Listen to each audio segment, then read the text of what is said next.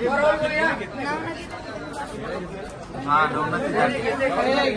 करून दे.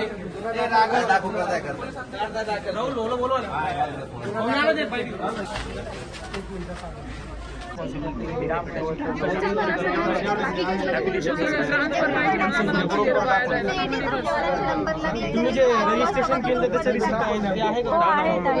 ते पण काढून ठेवा. अलॉटमेंटचं पण काढून ठेवा. तो Shri Sai institute and research centre वखाड चिकलठाणा येथे विद्यार्थ्यांकडनं फीस आकारण्यात आली. सगळ्या गोष्टी आकारण्यात आल्या.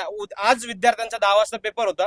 विद्यार्थी हॉल तिकीट घेण्यासाठी सकाळी कॉलेजला गेले तर तिथून असं कळालं की विद्यार्थ्यांचं रजिस्ट्रेशनच विद्यापीठात केलेलं नाहीये. विद्यार्थ्यांकडनं फक्त पैशाची आकारणी करण्यात आलेली आहे. आज तुम्ही बघू शकता 50-100 विद्यार्थीपेक्षा जास्त आहेत, तरी देखील एकाचंही रजिस्ट्रेशन विद्यापीठात नाही. फक्त पैसे घेतलेत. प्रत्येक विद्यार्थ्याकडनं लाखो रुपये घेतलेत. लाखो रुपये उकळण्यात आलेले आहेत एका एका ते रिसिप्ट त्यांनी म्हणजे आपल्या पर्सनल अकाउंटला घेतलेत की तुम्ही आमचं करून घेऊ, तुम्ही आमच्या पर्सनल अकाउंटला पैसे टाका, बाकी तुमचे डॉक्युमेंट द्यायची आम्हाला काही गरज नाही. कधी कळालं?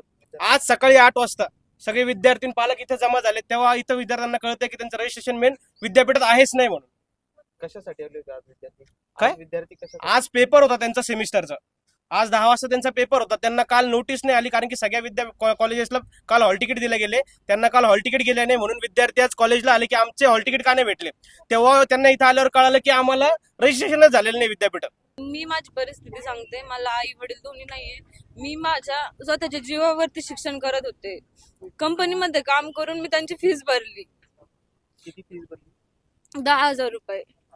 त्यांनी त्या दिवशी कॉल केला. मी त्यांना म्हटले एक्झाम फॉर्मचं काय सर काय म्हटले की दीदी फक्त तू फीस भर, पैसे भर, एक्झाम फॉर्मचं तुला हॉल तिकीट भेटेल, ती माझी जिम्मेदारी.